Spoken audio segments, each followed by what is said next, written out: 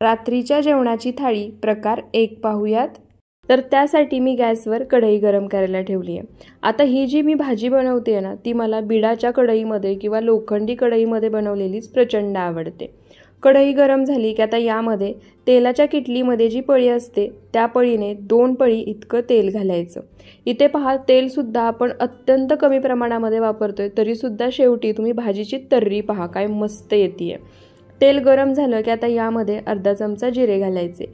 जिरे छान फुलले तडतडले की आता यामध्ये इथे मी एक मोठा कांदा बारीक चिरून घेतला आहे तो घालायचा आणि आता या कांद्याला हलका सोनेरी रंग येईपर्यंत आपल्याला हा कांदा भाजून घ्यायचा आहे।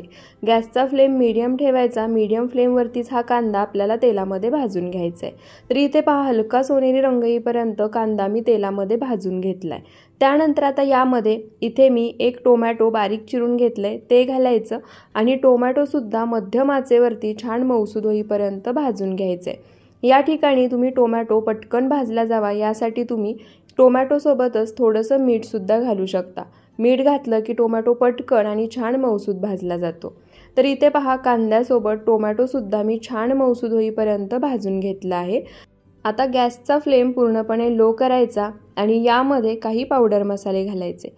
त्यामध्ये एक छोटा अर्धा चमचा हळद, एक छोटा अर्धा चमचा गरम मसाला, एक अर्धा चमचा यामध्ये कश्मीरी लाल मिरची पावडर घालायची आहे। त्यामुळे भाजीला रंग खूप छान येतो आणि कश्मीरी लाल मिरची पावडर तिखटाला कमी असते। आणि 1.5 चमचा मी यामध्ये कांदा लसूण मसाला घालणार आहे, कारण ही भाजी मला छान झणझणीत बनवायची आहे। पावडर मसाले घातल्यानंतर थोडंसं यामध्ये पाणी घालायचं आणि पाणी घातल्यानंतर आता हे सर्व साहित्य पावडर मसाल्यांचा कच्चेपणा जाईपर्यंत आणि मसाल्याला छान तेल सुटेपर्यंत भाजून घ्यायचं आहे। पाणी घालून मसाला भाजल्यामुळे काय होतं, मसाला अगदी छान भाजला जातो। मसाल्यामध्ये आपण जे काही कांदा टोमॅटो वापरले ते सुद्धा छान मऊसूद होऊन मॅश होतं। त्यासोबतच पाणी वापरून मसाला भाजल्यामुळे तेल कमी लागतं आणि भाजी सुद्धा चवीला छान लागते। तर इथे पहा, पाणी घालून तेल सुटेपर्यंत मसाला मी छान असा भाजून घेतलाय। त्यानंतर आता यामध्ये इथे मी 2 मध्यम आकाराचे बटाटे सालं काढून चिरून घेतले होते आणि पाण्यामध्ये ठेवले होते, म्हणजे बटाट्याच्या फोडी काळ्या पडणार नाहीत। आता तो चिरून घेतलेला बटाटा या भाजून घेतलेल्या मसाल्यामध्ये घालायचा आणि मसाल्यासोबत मिक्स करून 1-2 मिनिटं मध्यम आचेवरती छान असा परतून घ्यायचा। अशा पद्धतीने मसाल्यासोबत कोणतीही भाजी परतून घेतली ना की भाजीची चव अगदी छान लागते आणि दुप्पट तिप्पट वाढते। तर इथे पहा, मसाल्यासोबत बटाटा 1-2 मिनिटं मी छान असा परतून घेतलाय। त्यानंतर आता यामध्ये इथे मी 2 चमचे तूर डाळ स्वच्छ पाण्याने 1-2 ते 3 वेळा धुवून घेतली आहे, ती घालायची। तूर डाळ मी भिजत ठेवली नव्हती, धुवून लगेच वापरली आहे।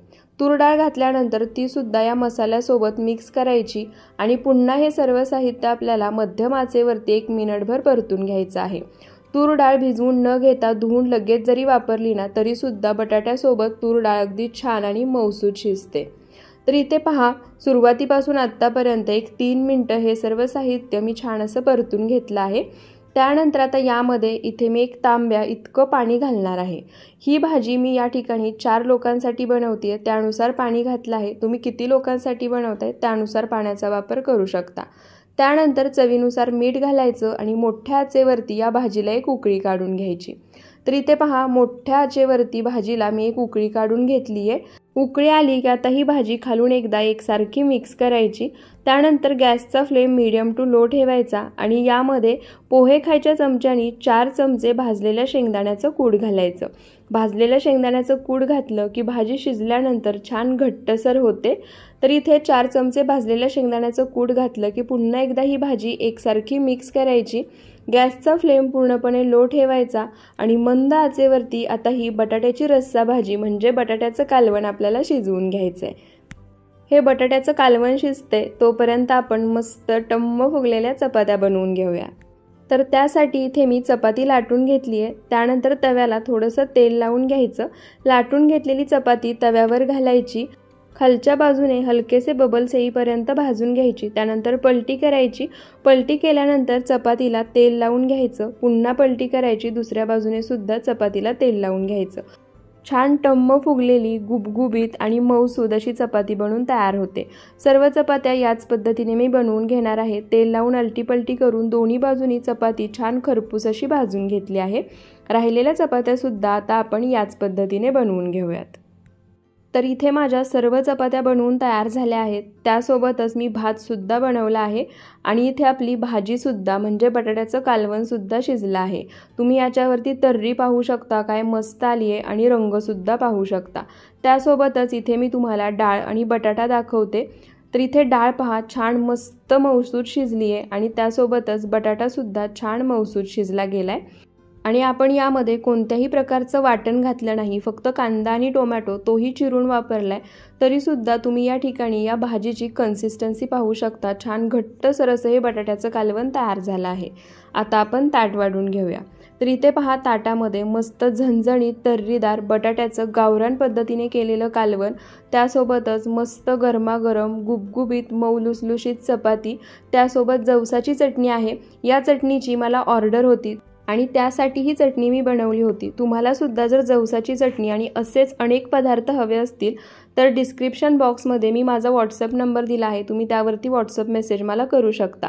गणपती बाप्पा येत आहेत तर त्यासाठी ओट्सचे मोदक, ड्रायफ्रूट मोदक तेही शुगर फ्री तुम्हाला मिळून जातील आणि त्यासोबतच दिवाळी फराळाचे पदार्थ आणि असेच वेगवेगळे दुपारच्या वेळेमध्ये खायला येणारे स्नॅक्ससुद्धा मिळतील। तर तुम्हाला सुद्धा असे प्रोडक्ट हवे असतील तर डिस्क्रिप्शन बॉक्समध्ये माझा नंबर आहे, त्यावर व्हॉट्सअप मेसेज नक्की करा आणि तुम्हाला आजची रेसिपी कशी वाटली ते मला कमेंट करून नक्की सांगा। रात्रीच्या जेवणाची थाळी प्रकार 2 पाहूयात। तर त्यासाठी सुरुवातीला गॅसवर कढई गरम करायला ठेवली आहे। कढई गरम झाली की आता यामध्ये इथे मी पाववाटी इतके शेंगदाणे घेतले आहेत, ते घालायचे। 2 ते 3 चमचे इतकेच हे शेंगदाणे आहेत। आता मंद आचेवरती हे शेंगदाणे साल टचकेपर्यंत छान खरपूस असे भाजून घ्यायचे। अशा पद्धतीने चमच्याने एकसारखे हे शेंगदाणे हलवत राहायचं, म्हणजे सर्व बाजूनी एकसारखे भाजले जातात। तर इथे पहा शेंगदाणे साल टचकेपर्यंत खरपूस असे मी भाजून घेतले आहेत। त्यानंतर आता हे शेंगदाणे एखाद्या डिशमध्ये किंवा ताटामध्ये काढून घ्यायचे। शेंगदाणे एखाद्या ताटामध्ये काढून घेतले की आता त्याच कढईमध्ये तेलाच्या किटलीमध्ये जी पळी असते त्या पळीने अर्धी पळी इतकं तेल घालायचं। तेल गरम झालं की इथे मी 8 ते 9 हिरव्या मिरच्या घेतल्या आहेत, त्या यामध्ये घालायच्या। हिरवी मिरची तिखटाला कमी आहे म्हणून मी थोडीशीच घेतली आहे। जर ही मिरची तिखट असेल तर कमी प्रमाणामध्ये वापरा किंवा तुम्हाला जसं तिखट आवडतं त्यानुसार कमी जास्त वापरू शकता। मिरचीसुद्धा तेलामध्ये अशा पद्धतीने डाग पडेपर्यंत भाजून घ्यायची। मिरची भाजून घेतली की आता ती सुद्धा एका ताटामध्ये काढून घ्यायची। त्यानंतर भाजून घेतलेली मिरची आणि जे शेंगदाणे आहेत ते आपल्याला पूर्णपणे थंड करून घ्यायचे आहेत। तर इथे पहा भाजून घेतलेले शेंगदाणे आणि मिरची दोन्ही पूर्णपणे थंड झाले आहेत। आता सुरुवातीला काय करायचं, इथे मी खलबत्ता घेतला, यामध्ये भाजून घेतलेले शेंगदाणे काढायचे आणि जाडसर असे कुटून म्हणजे वाटून घ्यायचे। हे शेंगदाणे पूर्णपणे बारीक करून घ्यायचे नाहीत, मोठे मोठेच ठेवायचे, त्यामुळे अशा पद्धतीने जाडसरच आपल्याला कुटून घ्यायचे आहेत। तर इथे पहा सर्व शेंगदाणे मी जाडसर असे कुटून घेतले आहेत। तुम्ही पाहू शकता पूर्ण पावडर याची केली नाहीये किंवा पूर्णपणे बारीक सुद्धा केले नाहीत। आता हे शेंगदाणे आपण एका डिशमध्ये काढून घेऊयात। तुम्हाला हवं असेल तर तुम्ही हे शेंगदाणे पाकडून घेऊन यामध्ये जे टरफलं निघाले आहेत ना ती सुद्धा काढून घेऊ शकता। तर इथे सर्व बारीक केलेले शेंगदाणे मी एका डिशमध्ये काढून घेतले आहेत। आता हे शेंगदाणे बाजूला ठेवायचे, जेव्हा वापरायचे आहेत तेव्हा याच्यामध्ये जी टरफलं बाजूला निघाली आहेत ती मी सुद्धा पाकडून घेणार आहे। त्यानंतर आता याच खलबत्त्यामध्ये आपण जी मिरची भाजून घेतली आहे ती काढायची। त्यासोबतच यामध्ये इथे मी 16 ते 17 लसणाच्या पाकळ्या आणि 1 चमचा जिरे घेतले आहेत, ते सुद्धा काढायचे आणि आता हे सर्व साहित्य खलबत्त्यामध्ये ठेचून आपल्याला वाटण तयार करून घ्यायचं आहे। खलबत्ता नसेल किंवा खलबत्त्यामध्ये करायचं नसेल तर शेंगदाणे सुद्धा तुम्ही मिक्सरच्या भांड्यामध्ये काढून मिक्सर पल्स मोडमध्ये फिरवत जाडसर वाटून घेऊ शकता। त्याचप्रमाणे हिरवी मिरची, लसूण आणि जिरे सुद्धा मिक्सरच्या भांड्यामध्ये काढून वाटण तयार करून घेऊ शकता। तर इथे पहा हिरवी मिरची मी खलबत्त्यामध्ये कुटून घेतली आहे, थोडीशी बारीक झाली की आता यामध्ये मुठभर हिरवी कोथिंबीर घालायची आणि आता हे सर्व साहित्य खलबत्त्यामध्ये छान असं कुटून घ्यायचं, वाटण तयार करून घ्यायचं। तर इथे पहा सर्व साहित्य मी खलबत्त्यामध्ये कुटून घेतलं आहे। थोडंसं जाडसरच असं हे वाटण आपल्याला ठेवायचं आहे, पूर्ण बारीक करायचं नाही। तर इथे सुद्धा हिरवी मिरची, लसूण, जिरं आणि कोथिंबीरीचं वाटण तयार झालं आहे। आता आपण पुढची तयारी करूया। त्यासाठी ज्या कढईमध्ये मिरची भाजून घेतली होती तीच कढई गॅसवर गरम करायला ठेवली आहे। आता यामध्ये तेलाच्या किटलीमध्ये जी पळी असते त्या पळीने 3 पळी इतकं तेल घालायचं। तेल गरम झालं की आता यामध्ये इथे मी एक मोठा कांदा बारीक चिरून घेतलाय तो घालायचा आणि त्यासोबतच कढीपत्त्याची पानं घालायची। कढीपत्त्याची पानं जर डायरेक्ट सुरुवातीला तेलामध्ये घातली तर ती करपू शकतात किंवा आपण धुवून घेतो त्यामुळे त्याच्यावरती पाणी असतं, त्यामुळे तेलसुद्धा आपल्या अंगावरती उडू शकतं. त्यामुळे कांद्यासोबतच कढीपत्त्याची पानं सुद्धा घालायची आणि मध्यम आचेवरती कांद्याला हलका गुलाबी रंग येईपर्यंत कांदा भाजून घ्यायचा. तर इथे पहा, मध्यम आचेवर कांदा हलका गुलाबी रंग येईपर्यंत मी भाजून घेतला आहे. त्यानंतर आता यामध्ये आपण जे हिरवी मिरची, कोथिंबीर, लसूण आणि जिऱ्याचं वाटण तयार करून घेतलं आहे ना, ते वाटण घालायचं आणि मध्यम आचेवरती या वाटणाचा कच्चेपणा जाईपर्यंत त्यासोबतच कांद्याला छान सोनेरी रंग येईपर्यंत परतून घ्यायचं. तर इथे पहा, वाटणाचा कच्चेपणा जाईपर्यंत, कांद्याला सोनेरी रंग येईपर्यंत हे सर्व साहित्य मी परतून घेतलंय. त्यानंतर यामध्ये एक छोटा चमचा हळद घालायची. हळद घातल्यानंतर मीडियम टू लो फ्लेमवरती हे साहित्य पुन्हा एक अर्धा मिनिटभर परतून घ्यायचं. त्यानंतर आता यामध्ये 2 ग्लास इतकं पाणी घालायचं. आता या ठिकाणी मी जो हा पदार्थ बनवते तो 3 ते 4 लोकांसाठी बनवते, त्या अंदाजाने मी यामध्ये पाणी घातलं आहे. बाकी तुम्हाला किती लोकांसाठी बनवायचं आहे त्यानुसार तुम्ही पाणी घालू शकता. पाणी घातल्यानंतर सर्व मसाला पाण्यामध्ये एकदा एकसारखा मिक्स करून घ्यायचा. त्यानंतर यामध्ये चवीनुसार मीठ घालायचं आणि आता मोठ्या आचेवरती या पाण्याला एक उकळी काढून घ्यायची.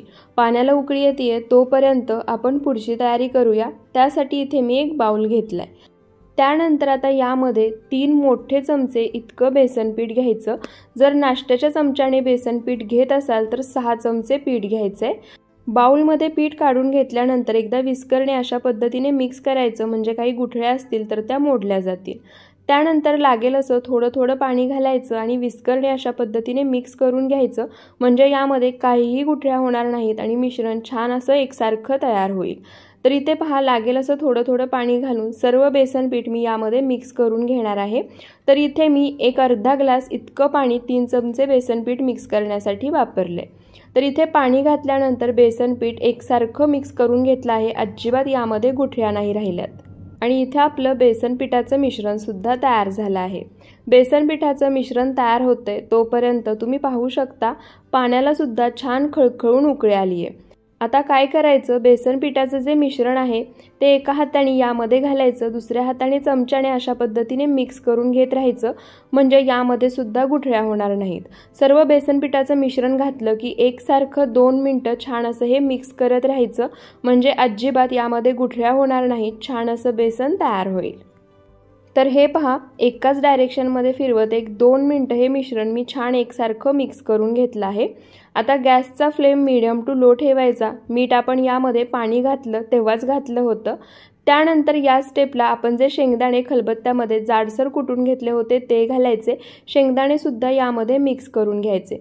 आता बऱ्याच ठिकाणी पिठलं बनवताना त्यामध्ये शेंगदाणे वापरत नाहीत, पण एकदा मी सांगते त्या पद्धतीने बनवून पहा, खरंच अप्रतिम लागतं. शेंगदाणे घातल्यानंतर हे पिठले 1 मिनिटभर मध्यम आचेवरती छान असं शिजवून घ्यायचं, अधूनमधून मिक्सही करत राहायचं. त्यानंतर आता याच्यावरती झाकण ठेवायचं आणि मंद आचेवरती झाकण ठेवून 7 ते 8 मिनिटं हे पिठलं आपल्याला छान असं शिजवून घ्यायचं आहे. आता हे पिठलं शिजतंय तोपर्यंत मी मस्त गरमागरम भाकऱ्यासुद्धा बनवून घेते. तर इथे भाकरी बनवण्यासाठी मी गॅसवर आधीच तवा गरम करायला ठेवला होता. तवा छान कडकडीत गरम करून घ्यायचा. त्यानंतर आता यावरती थापून घेतलेली भाकरी घालायची. तवा जर छान कडकडीत गरम असेल तर भाकरी घातल्यानंतर गॅसचा फ्लेम मीडियम करायचा. अशा पद्धतीने भाकरीला सर्व बाजूनी एकसारखं पाणी लावून घ्यायचं. वरच्या बाजूनी भाकरीवरचं पाणी सुकलं की आता भाकरी आपल्याला पलटी करून घ्यायची आहे आणि भाकरी पलटी करून घेतली की पुन्हा गॅसचा फ्लेम मोठा करायचा आणि एका बाजूने ही भाकरी छान खरपूस अशी भाजून घ्यायची. तर इथे पहा, एका बाजूने ही भाकरी छान खरपूस अशी भाजून घेतली आहे. आता पलटी करूयात आणि दुसऱ्या बाजूने सुद्धा आपण ही भाकरी छान अशी भाजून घेऊयात. तर इथे पहा, पलटी केल्यानंतर भाकरी तुम्ही पाहू शकता छान टम्म फुगली आहे. एकदम पातळ अशी ही भाकरी आहे आणि फुगली आहे सुद्धा किती छान तुम्ही पाहू शकता. आणि फक्त तव्यावरच नाही, अशा पद्धतीने भाकरी तुम्ही डायरेक्ट गॅसवरती जरी भाजली ना तरीसुद्धा छान टम्म फुगते. तर इथे पहा, दोन्ही बाजूने ही भाकरी मी छान खरपूस अशी भाजून घेतली आहे. एका बाजूने मला थोडीशी कच्ची वाटत होती कोपऱ्यामध्ये, तिथे सुद्धा मी भाजून घेतली आहे. आणि भाकरी तयार करून होईपर्यंत पिठलंसुद्धा मंद आचेवरती छान असं शिजलं आहे. झाकण काढूयात. झाकण काढल्यानंतर तुम्ही पाहू शकता पिठल्याला रंगसुद्धा छान आला आहे आणि छान घट्टसर असं हे पिठलं तयार झालं आहे. जसं भाकरीवर खाण्यासाठी लागतं ना अगदी तसंच आणि त्याच कन्सिस्टन्सीमध्ये हे पिठलं तयार झालं आहे. जास्त घट्टसरही नाही आणि जास्त पातळही नाही, म्हणजे तुम्ही भातासोबतसुद्धा खाऊ शकता. भाकरी तयार आहे, गरमागरम भात तयार आहे, पिठलंसुद्धा तयार आहे. आता आपण ताट वाढून घेऊया. तर इथे पहा मस्त गरमागरम गावरान पद्धतीचं पिठलं, भाकरी, गरमागरम भात, त्यासोबत फोडलेला कांदा आणि हिरवी मिरची. बेस्ट कॉम्बिनेशन आहे. तुम्हीसुद्धा दुपारच्या जेवणामध्ये किंवा रात्रीच्या जेवणामध्ये या पद्धतीने शेंगदाणे घालून पिठलं नक्की बनवून पहा. रात्रीच्या जेवणाची थाळी प्रकार 3 पाहूयात. त्यासाठी सर्वात आधी गॅसवर कढई गरम करायला ठेवली आहे. त्यानंतर आता यामध्ये तेलाच्या किटलीमध्ये जी पळी असते त्या पळीने 5 पळी इतकं तेल कढईमध्ये घालायचं आहे. आता या ठिकाणी आपण सुरुवातीला जेवढं तेल वापरतोय ना शेवटपर्यंत तेवढ्याच तेलामध्ये आपण भाजी बनवणार आहे. म्हणजे सुरुवातीला मसाला भाजून शेवटपर्यंत भाजी बनवून होईपर्यंत तेवढ्याच तेलाचा वापर. तर इथे 5 चमचे तेल मी कढईमध्ये काढून घेतलं आहे. आता हे तेल आपल्याला छान कडकडीत गरम करून घ्यायचं आहे. तेल छान कडकडीत गरम झालं की आता या ठिकाणी इथे मी 3 मध्यम आकाराचे कांदे उभे पातळ असे चिरून घेतले आहेत. ते चिरून घेतलेले कांदे यामध्ये घालायचे आणि आता मीडियम टू लो फ्लेमवर छान सोनेरी रंग येईपर्यंत हे कांदे आपल्याला तेलामध्ये तळून घ्यायचे आहेत. आपण बिर्याणीला बरिस्ता बनवताना जसा कांदा तळून घेतो ना अगदी तसाच त्याच रंगाचा होईपर्यंत हा कांदा आपल्याला तळून घ्यायचा आहे. कांदा तळून घेताना गॅसचा फ्लेम सुरुवातीला 1-2 मिनटं मीडियम टू लो ठेवा. त्यानंतर मीडियम टू हाय फ्लेमवरती कांदा छान सोनेरी रंग येईपर्यंत तळून घ्या. तर इथे पहा मीडियम टू हाय फ्लेमवर छान सोनेरी रंग येईपर्यंत हा कांदा मी तळून घेतला आहे. यापेक्षा जास्त वेळ कांदा तळून घ्यायचा नाही किंवा यापेक्षा जास्त रंग येईपर्यंत हा कांदा तळायचा नाही, नाहीतर मग कांद्याची चव कडवट होऊ शकते. कारण कांदा आपण तेलामधून जरी काढून घेतला ना तरी त्याची कुकिंग प्रोसेस चालू राहते आणि आत्ता जसा कलर आहे त्यापेक्षाही आणखी डार्क कलरचा हा कांदा तयार होतो. तर इथे सर्व तळून घेतलेला कांदा मी एका डिशमध्ये काढून घेतला आहे. त्यानंतर आता काय करायचं, कढईमध्ये जे तेल शिल्लक आहे ना त्यातलं तेल आपल्याला काढून घ्यायचं आहे. 1-2 चमचेच तेल त्यामध्ये शिल्लक ठेवायचं आहे. तर इथे पहा हे वाटीमध्ये तेल मी काढून घेतले. हेच तेल आपण पुढे वापरणार आहोत. त्यानंतर कढईमध्ये जे तेल शिल्लक आहे आता त्यामध्ये इथे मी 2 तमालपत्र घेतले आहेत, ती घालायची. 1 स्टार फूल, 4 हिरवी वेलची. हिरवी वेलची नक्की घाला, अजिबात स्किप करू नका, कारण हिरव्या वेलचीमुळेच या भाजीला चव छान येते. 2 लवंगा घालायच्या, 4 ते 5 काळी मिरी आणि 1 दालचिनीचा तुकडा. आता मंद आचेवरती हे खडे मसाले तेलामध्ये 1/2 मिनिटभर भाजून घ्यायचे. कढई गरम होती, तेल गरम होतं, त्यामुळे खडे मसाले अगदी लगेच भाजले जातात. खडे मसाले 1/2 मिनिटं तेलामध्ये भाजून झाले की आता यामध्ये इथे मी 1 मोठा टोमॅटो बारीक चिरून घेतला आहे, म्हणजे थोड्याशा मोठ्या तुकड्यांमध्ये चिरून घेतला आहे, तो घालायचा. त्यासोबतच इथे मी आलंसुद्धा घेतलं आहे, ते घालायचं आणि 15 ते 16 लसणाच्या पाकळ्या. आता इथे लसूण मी देशी वापरते आणि वरून लसणाच्या पाकळ्याही लहान आहेत, त्यामुळे मी 15 ते 16 घेतल्या आहेत. लसणाच्या पाकळ्या मोठ्या असतील तर 9 ते 10 घ्या. आणि त्यानंतर इथे मी 3 हिरव्या मिरच्या घेतल्या आहेत. मिरच्यासुद्धा तोडून यामध्ये घालायच्या, म्हणजे छान एकसारख्या भाजल्या जातात. आता हे सर्व साहित्य टोमॅटो छान मऊसूद होईपर्यंत आपल्याला भाजून घ्यायचं आहे. गॅसचा फ्लेम मीडियम टू लोच ठेवायचा. तर इथे पहा टोमॅटो छान मऊसूद होईपर्यंत सर्व साहित्य मी छान एकसारखं भाजून घेतलं आहे. आता हे भाजून घेतलेलं साहित्य सुद्धा आपण एका ताटामध्ये काढून घेऊयात. ज्या ताटामध्ये तळून घेतलेला कांदा मी काढून घेतला होता त्यामध्येच हे भाजून घेतलेलं साहित्य सुद्धा मी काढून घेणार आहे. तर इथे पहा सर्व साहित्य मी भाजून घेतलं आहे, एका ताटामध्ये काढून घेतलं आहे. आता हे सर्व साहित्य आपल्याला पूर्णपणे थंड करून घ्यायचं आहे. भाजून घेतलेलं सर्व साहित्य थंड होतंय तोपर्यंत आपण पनीर तळून घेऊयात. तर त्यासाठी वाटीमध्ये जे तेल काढलं होतं ना तेच तेल यामध्ये घालायचं आणि आता तेल छान कडकडीत गरम करून घ्यायचं. तेल छान कडकडीत गरम झालं की गॅसचा फ्लेम मीडियम करायचा. इथे मी 200 ग्रॅम पनीर चौकोनी तुकड्यांमध्ये चिरून घेतलं आहे. आता एका वेळी जास्त पनीर तेलामध्ये घालायचं नाही, एक एक करून अशा पद्धतीने पनीर तेलामध्ये सोडायचं. पनीर तळून घेताना सुरुवातीला जर तेल थंड असेल किंवा कोमट असेल, कडकडीत गरम नसेल तर पनीर खाली चिटकून राहतं, त्यामुळे तेल छान कडकडीत गरम करून घ्यायचं. तर इथे सुरुवातीला तेलामध्ये जेवढं पनीर बसेल तेवढं मी घालून घेतलं आहे। त्यानंतर 1 मिनिटभर तरी हे पनीर चमच्याने अजिबात हलवायचं नाही, नाहीतर तुम्ही पाहू शकता कढईला खाली ते चिटकतं आणि तुटतं।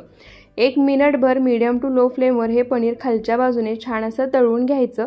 1 मिनिटभर पनीर खालच्या बाजूने छान असं तळून झालं की तुम्ही पाहू शकता कढईपासून हे पनीर लगेच वेगळं होते। आता हे पनीर पलटी करून घ्यायचं आणि याच पद्धतीने अलटी-पलटी करत मीडियम टू लो फ्लेमवर सर्व बाजूनी छान सोनेरी रंग येईपर्यंत हे पनीर आपल्याला तळून घ्यायचं आहे। आता जर तुम्हाला हवं असेल तर तुम्ही पनीर न तळता वापरलं तरी सुद्धा चालेल। मला सुद्धा पनीर जेव्हा कोणतीही पनीरची भाजी बनवतो त्यामध्ये पनीर न तळता वापरलेलंच आवडतं, पण या ठिकाणी आपण थोड्याशा वेगळ्या पद्धतीने ही भाजी बनवतोय त्यामुळे मी पनीर तळून घेतलं आहे। तर इथे पहा सर्व बाजूने पनीर अलटी-पलटी करत छान सोनेरी रंग येईपर्यंत मी तळून घेतलं आहे।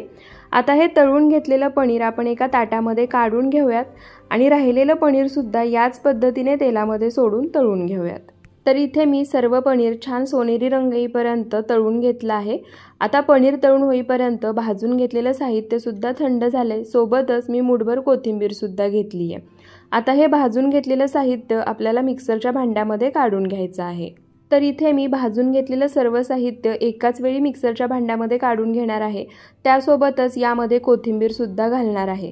तुम्हाला जर हवं असेल तर तुम्ही हे वेगवेगळं वाटण सुद्धा तयार करून घेऊ शकता, पण अशा पद्धतीने एकत्रच करायचं आणि भाजायचं छान चव येते। तर इथे सर्व साहित्य मिक्सरच्या भांड्यामध्ये काढून घेतले, त्यामध्ये थोडंसं पाणी घालायचं आणि आता हे सर्व मिक्सरला फिरवून छान स्मूथ असं पेस्ट म्हणजे वाटण तयार करून घ्यायचं। तर इथे पहा सर्व साहित्य मी मिक्सरला फिरवून घेतलं आहे, छान स्मूथ अशी याची पेस्ट तयार करून घेतली आहे। तुम्ही वाटण पाहू शकता, त्यासोबतच वाटणाची कन्सिस्टन्सी सुद्धा पाहू शकता।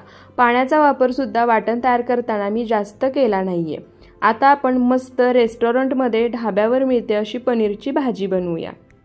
तर त्यासाठी मी गॅसवर ज्या कढईमध्ये सर्व मसाला पनीर भाजून घेतला आहे तीच कढई ठेवली आहे। कढईमध्ये पनीर तळल्यानंतर तेल आहे असं शिल्लक आहे। गॅस चालू करायचा, फ्लेम पूर्णपणे लो करायचा। तेल हलकंसं गरम झालं की यामध्ये अर्धा चमचा हळद, 1 चमचा काश्मीरी लाल मिरची पावडर घालायची। सुरुवातीला लाल मिरची पावडर आणि हळद तेलामध्ये हलकेसे भाजून घेतले ना की भाजीला रंग खूप छान येतो। त्यानंतर आता यामध्ये तयार केलेलं वाटण घालायचं आणि आता हे वाटण कच्चेपणा जाईपर्यंत तेल सुटेपर्यंत छान असं परतून घ्यायचं। आपण यामध्ये कांदा छान तळून घेतलाय, टोमॅटो सोबत लसूण, आलं, टोमॅटो आणि खडे मसाले सुद्धा छान भाजून घेतले आहेत, त्यामुळे मसाला जास्त वेळ भाजायची गरज पडत नाही। पण आपण यामध्ये पाणी घातले त्यामुळे मसाल्याचे शिंतोडे बाहेर उडतात, त्यामुळे अशा पद्धतीने कढईवरती झाकण ठेवायचं आणि हा मसाला छान तेल सुटेपर्यंत कच्चेपणा जाईपर्यंत भाजून घ्यायचा। तर इथे पहा मध्ये मी 2 वेळा झाकण काढून हा मसाला खालून एकदा एकसारखा हलवून घेतला होता। तेल सुटेपर्यंत मसाला छान असा भाजून झाला आहे, पण मसाल्यामध्ये अजूनही थोडं पाणी शिल्लक आहे। मसाल्याचे शिंतोडे अजूनही उडतायत, त्यामुळे झाकण ठेवून 1-2 मिनिटं आणखी हा मसाला मी मंद आचेवर शिजवून घेणार आहे। तर इथे आणखी 1-2 मिनिटं झाकण ठेवून हा मसाला मंद आचेवर मी छान असा शिजवून घेतलाय। झाकण काढल्यानंतर तुम्ही पाहू शकता मसाल्याला बाजूनी छान असं तेल सुटलं आहे, रंग सुद्धा मसाल्याला छान आलाय आणि तुम्ही पाहू शकता सुरुवातीला जसे मसाल्याचे शिंतोडे उडत होते ते उडत नाहीयेत, म्हणजे सर्व पाणी मसाल्यामधलं निघून गेलं आहे। त्यानंतर आता यामध्ये राहिलेले पावडर मसाले घालायचे। त्यामध्ये 1 चमचा धणे पावडर शक्यतो 1 मोठा चमचा वापरा, म्हणजे चव छान येते। 1 चमचा यामध्ये गरम मसाला घालायचा, 1 चमचा काश्मीरी लाल मिरची पावडर घालायची। आपण सुरुवातीला सुद्धा काश्मीरी लाल मिरची पावडर यामध्ये वापरली आहे। ही मिरची पावडर तिखटाला कमी असते, पण याने रंग खूप छान येतो। आणि त्यानंतर बाजूच्या गॅसवरती मी थोडंसं पाणी सुद्धा गरम करून घेतलं होतं। आता हे गरम केलेलं पाणी यामध्ये घालायचं आणि पावडर मसाल्यांचा कच्चेपणा जाईपर्यंत पुन्हा हा मसाला तेल सुटेपर्यंत छान असा भाजून घ्यायचा। अशा पद्धतीने पाणी घालून मसाला भाजला ना की मसाला छान भाजला जातो आणि भाजीची चवही वाढते। तर इथे पहा मसाला पाणी घालून पावडर मसाल्यांचा कच्चेपणा जाईपर्यंत मी छान असा भाजून घेतलाय। त्यानंतर आता यामध्ये इथे मी फ्रेश क्रीम घेतली आहे, ती घालायची। तर 2 ते 3 चमचे इतकी फ्रेश क्रीम मी यामध्ये घालणार आहे। तुम्ही याच्यामध्ये दुधावरची जी साय असते ती सुद्धा फेटून घालू शकता। मी या ठिकाणी अमूलची फ्रेश क्रीम वापरते। क्रीम घातल्यानंतर आता पुन्हा एकदा ही मसाल्यासोबत मिक्स करायची आणि एक 2 ते 3 मिनिटं मीडियम टू लो फ्लेमवर हा मसाला पुन्हा छान असा परतून घ्यायचा। दुधावरची साय, मलाई किंवा अशा पद्धतीने क्रीम घातली ना की या ग्रेव्हीला छान क्रीमी टेक्स्चर येतं आणि ही ग्रेव्ही जशी हॉटेलमध्ये ग्रेव्ही मिळते ना अगदी तशीच चवीला लागते। त्यानंतर आता यामध्ये इथे मी 1 वाटी फ्रोझन मटार घेतलाय, तो घालायचा। जर तुम्ही ताजे वाटाणे वापरत असाल ना तर एक 10 मिनिटं वाटाणे पाण्यामध्ये उकळवून घ्या आणि त्यानंतर वापरा। मटार घातल्यानंतर मसाल्यासोबत मिक्स करायचे आणि पुन्हा 1 मिनिटभर मध्यम आचेवरती मसाल्यासोबत परतून घ्यायचे। तर इथे मी मटार मसाल्यासोबत मिक्स करून 1 ते 1.5 मिनिटं मध्यम आचेवर छान असे परतून घेतले आहेत। त्यानंतर आता याच्यावरती झाकण ठेवायचं आणि 1 मिनिटभर याला वाफ काढून घ्यायची। मटार फ्रोझन आहेत त्यामुळे लगेच शिजतात, जास्त वेळ शिजवायची काहीही गरज नाही। तर इथे झाकण ठेवून मंद आचेवर मी एक वाफ काढून घेतली आहे। पुन्हा आता ही भाजी खालून एकसारखी आपण मिक्स करून घेऊयात। त्यानंतर आता यामध्ये आपण जे पनीर तळून घेतलं होतं ना ते पनीर घालायचं। तर या ठिकाणी मी पनीर तळून घेतलं आहे त्यामुळे सुरुवातीलाच घालतेय। जर तुम्ही पनीर न तळता वापरत असाल तर पनीर सर्वात शेवटी घाला। पनीर घातल्यानंतर पुन्हा 1 मिनिटभर मसाल्यासोबत मिक्स करून परतून घ्यायचं। पनीर मटार मसाल्यासोबत मी छान असा परतून घेतला आहे। त्यासोबतच सुरुवातीलाच बाजूच्या गॅसवरती मी पाणीसुद्धा गरम करायला ठेवलं होतं। आता इथे मी 2 ग्लास पाणी गरम करून घेतलं आहे, ते यामध्ये घालायचं। तर इथे ही भाजी मी 4 ते 5 जणांसाठी बनवते, त्यानुसार पाणी घातलं आहे। तुम्ही किती लोकांसाठी बनवताय तुमच्या अंदाजाने यामध्ये पाणी घालू शकता। पाणी घातल्यानंतर एकदा मसाले सर्व साहित्य पाण्यासोबत मिक्स करून घ्यायचं। चवीनुसार मीठ घालायचं आणि 1 चमचाभर यामध्ये साखर घालायची, म्हणजे टोमॅटो आपण मसाले वापरले आहेत, क्रीम घातली आहे, त्याची चव बॅलन्स होते। साखर मीठ घातल्यानंतर पुन्हा एकदा खालून एकसारखं हे मिक्स करून घ्यायचं।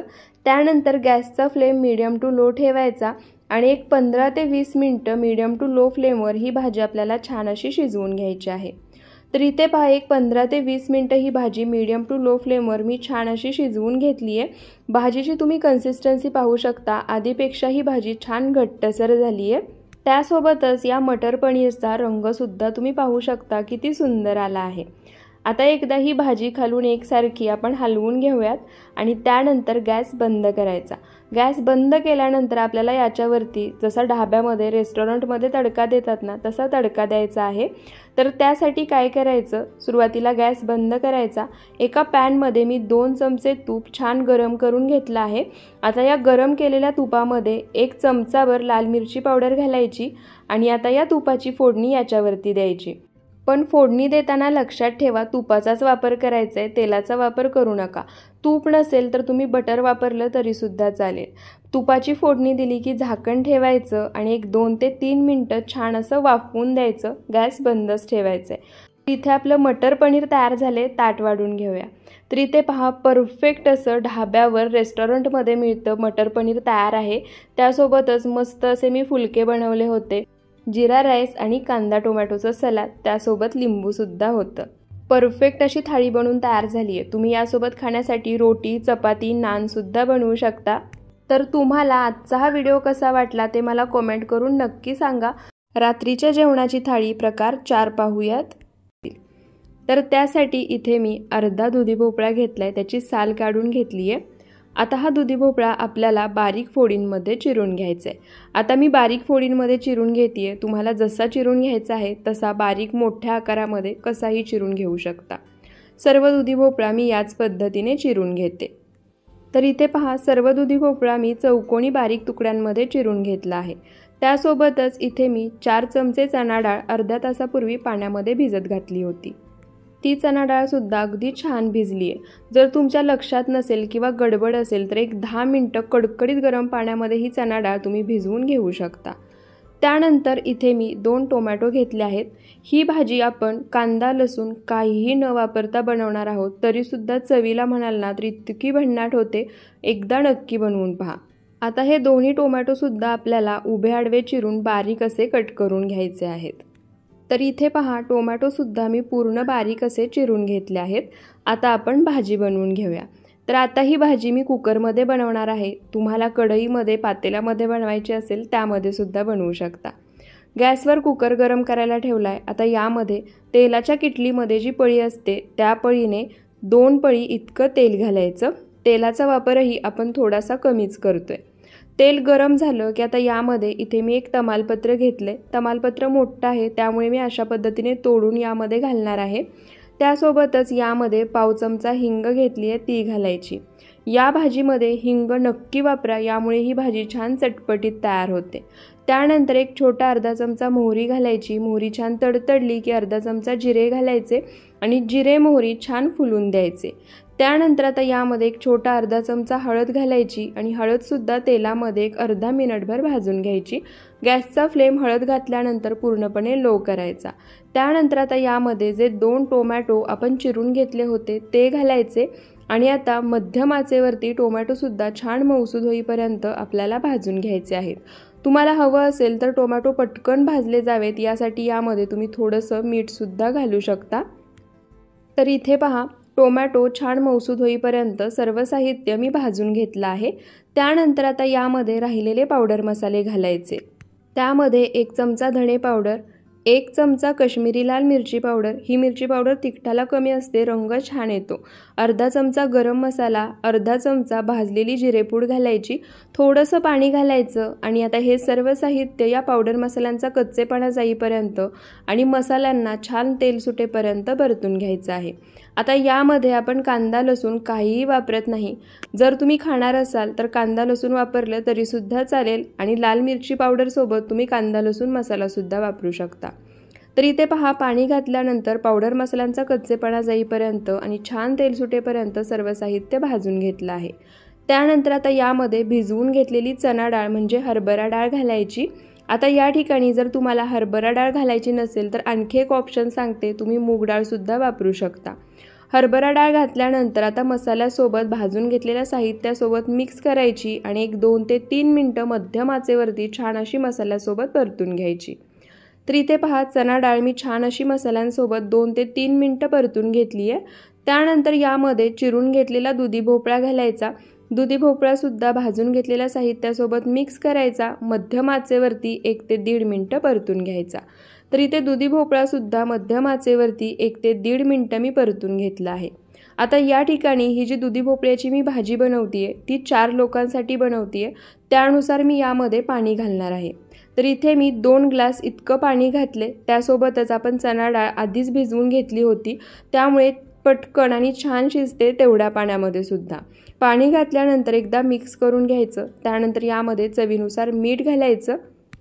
मीठ घातल्यानंतर पुन्हा एकदा हे एकसारखं मिक्स करून घ्यायचं।